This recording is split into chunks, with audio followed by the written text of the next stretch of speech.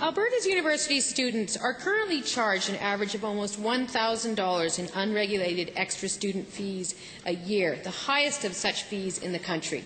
Students and families can't budget for education when schools are allowed to increase fees in this arbitrary and excessive way.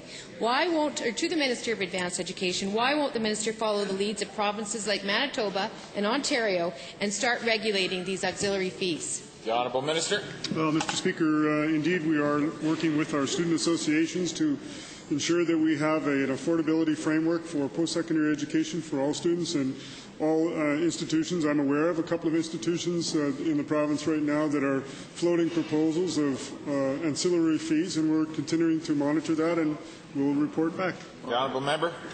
Well, Mr. Speaker, we need more than monitoring. As the Minister mentions, the University of Calgary is now considering plans to copy the U of A's move to raise unregulated student fees by another $500. Add that to tuition, and post-secondary education in this province is right back to being the most expensive in Canada.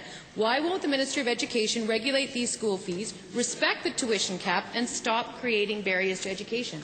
The Honourable Minister. Well, Mr. Speaker, we are respecting the tuition cap. I've said in this House the cap is 1.5% thereabouts this year. We're respecting that cap.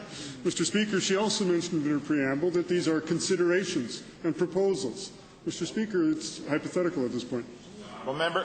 Mr. Speaker, on one hand, universities are looking at what is, in effect, a 10% tuition increase. At the same time, they're asking for huge, expensive exceptions to the tuition cap in certain programs. These will mean fewer Albertan kids can afford education.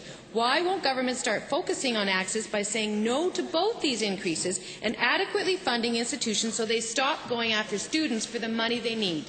The Honourable Minister. Again, Mr. Speaker, the students and the taxpayers in society are the clients of these institutions. And obviously we're going to make sure that we keep them focused on what they need to do, and that's affordability, that's access, and that's quality.